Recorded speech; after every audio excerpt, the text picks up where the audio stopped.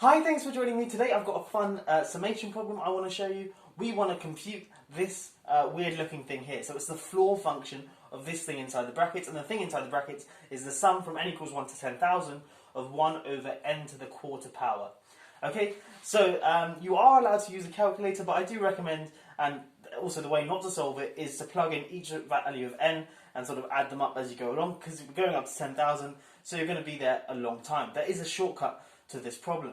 And also, I guess one thing is don't try and work out a closed form for this summation, because as far as I'm aware, there's nothing nice. There's no way to sum up this thing here to an arbitrary number. And then also, we only need to work out the floor of this thing. We don't actually need to work out what's inside. So that's kind of a bit of a clue. Anyway, if you want to have a go at this problem, pause the video now and give it a go for yourself. And I'm going to jump straight into a solution.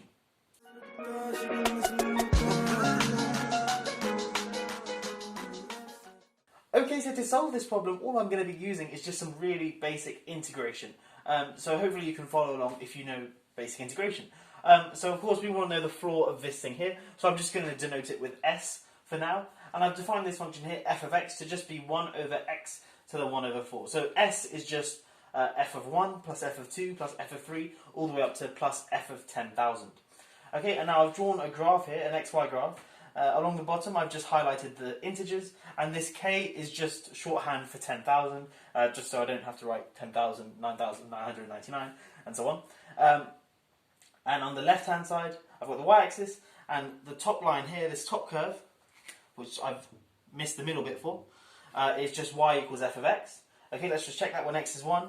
When you plug this in here we get 1 over 1 to the quarter, which is just 1, and that goes up to 1 here. When we've got 2, we've got 1 over 2 to the quarter, which is something slightly less than 1. So we get less than this thing here, and it's sort of a decreasing function. And I've also drawn in y equals f of x plus 1. And I remember when we have a function, or when we're sketching f of x plus 1, we just take f of x and shift it 1 unit to the left, sort of thing. So we bring this line and pull it to the left once. So that's why this point here goes to this point here, this point goes to this point here. So this curve underneath is y equals f of x plus 1. Now you might be wondering why I've drawn these graphs in. Well, we're going to see that we're going to be able to find some bounds on S, and that will allow us to evaluate the floor of S. Okay, so firstly let's draw in some bars. So let's bring in this bar all the way up to 1, like so, and then this one here, and this one here, and so on, and we continue doing this. So we look at the number, say on the right hand side, so in this case k minus 1, we bring it up to f of k minus 1, bring it across to when it intersects the bottom curve, which will be at k minus 2, and then bring it down, and similarly for here it's getting quite tight. Okay, and now what we're going to do is look at the areas of the bars. So what's the area of this first bar here? Well, the base is 1, and the height goes up to this point here, but this point here is precisely f of 2. Okay, so the area of this bar is 1 times f of 2, which is just f of 2. Similarly, the area of this bar here, the base is 1, and the height is, well, this point here, and that's just f of 3, because remember the top line is f of x, and that's the point where x equals 3, so that's just f of 3. So the area of this bar plus this bar is f of 2 plus f of 3. Okay, and similarly, well, the area of this bar here, the base height is 1, and the height is just going up to this top curve here, which is f of x, and that's when x equals 4, so the area of that rectangle there is f of 4. So you can see when we add up this one, and this one, we're going to get f of 2 plus f of 3 plus f of 4. Okay, and we can see a pattern. And now if we just look at the last rectangle here, the base height is 1 again, and the height is f of k. So the area of that rectangle there is quite small, then if you can see, is just f of k. So if we add up all the rectangles from there, all the way up to that rectangle, we're going to get f of 2 plus f of 3 plus so on, all the way up to f of k. Well, that's precisely s, except without the first term. Okay, so we get the s. So f of 2 plus f of 3 plus f of k is just s minus f of 1, but f of 1 is just 1. Okay, and that's precisely the area of the rectangles. But notice that the area of the rectangles is bounded by these two curves here. Okay, so the area of the rectangles is going to be strictly greater than the area beneath the bottom curve, but it's going to be strictly less than the area beneath the top curve. So you can get this inequality here, f of 2 plus dot dot plus f of k, which we know is s minus 1, is going to be strictly less than the integral from 1 to k of this top curve function, which is f of x dx, Okay, but it's also going to be strictly greater than the area underneath this bottom curve, and that's f of x plus 1. So the integral from 1 to k of f of x plus 1 dx. Okay, so now this is just a matter of evaluating these integrals here, and what we'll see is these integrals are really close together, and that will allow us to determine what the floor of S is. So let me clean the whiteboard, evaluate these two integrals, and then we'll be quite close to solving our problem. Okay, so let's work out the value of this integral first. So the integral from 1 to 10,000 of f of x dx, but f of x dx, or f of x, sorry, is just from x to the minus a quarter. Okay, so just using sort of standard integration, adding 1 to the power and dividing by the new power, we get that this thing here is 4/3 x to the 3/4 from 10,000 to 1. Okay, let's just check that that thing there differentiates to that thing there.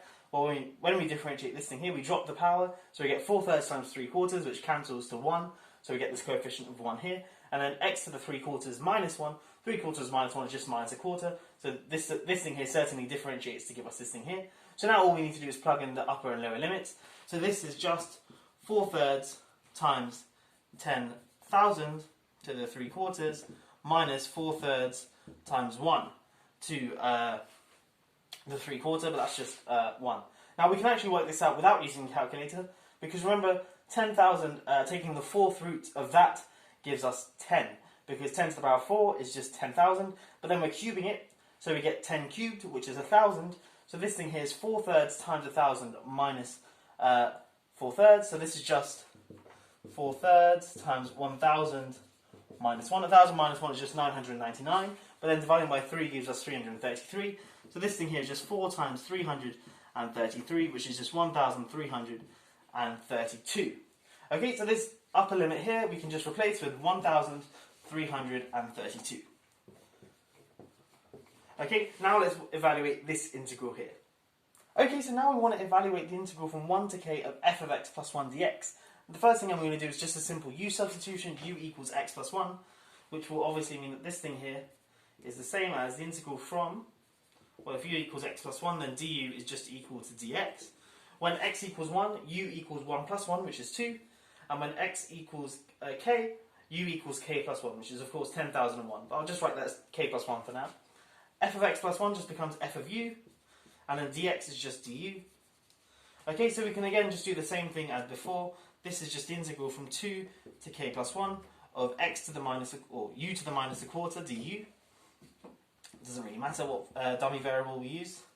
Okay, and same thing, this is just going to be equal to 4/3 u to the 3/4 from k plus 1 to 2. Okay, and then just plugging all of that in, we can sort of factor out the 4/3. We're going to get 10,001 to the 3/4 minus 2 to the 3/4. Okay, and when you plug this thing, you do have to plug into a calculator. You get I've written it down, 1331.19 something something something. Okay, so we can replace this lower limit here with this thing here. So 131.19 dot dot dot. Okay, and now we're almost there in solving our problem. Okay, so we've derived this inequality here on s minus 1. So let's just make it in terms of s by adding 1 through our inequality. So of course this middle term here goes to s. Okay, this thing here just adding 1 gives us 1332.19, and this thing here just becomes 1333. But remember now, we want to work out the floor of s. But we've shown that s is just a bit bigger than 1332, but it's less than 1333. So if you sort of think of this as a number line, here's 1332, 133 is there, and then s is somewhere in between. That's s. Remember, we want to know the floor of s, but the floor of s is simply the greatest integer less than or equal to s. But sort of just from this diagram, the floor of s must be 1332. And that's the answer. So the floor of s equals 1332. Okay, and that's our solution. Now, if you're curious as to know what s actually is, if you just plug it into Wolfram Alpha, you get that s is, I've written it down here, is approximately 1332.57. Okay, so of course you could have just started off by plugging this thing s, or plugging in the definition of the sum into Wolfram Alpha and getting it that it equals this. and then working out the lower bound. But if you didn't have Wolfram Alpha and you just had a calculator, then this is a really good way to solving this problem. And as you can see, this 1332.57 agrees with this inequality here, because 1332.57 is bigger than 1332.19, but it's less than 1333. Okay, that's the end of this video. I hope you have enjoyed it. If you are new here, please do consider subscribing and checking out some of my other fun maths videos as well. That's all for today. I will catch you in the next one. Have a great day.